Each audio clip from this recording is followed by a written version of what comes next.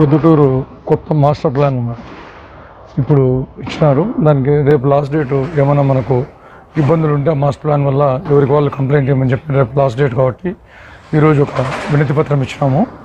దాంట్లో వెదుర్ల బజారు గౌరమ్మకట్ట వీధి ప్రపోజ్డ్ 40 నుంచి 60 అడుగులు రోడ్డు ఎక్స్టెన్షన్కు దాంట్లో మాస్టర్ ప్లాన్లో ఇంక్లూడ్ చేసినారు.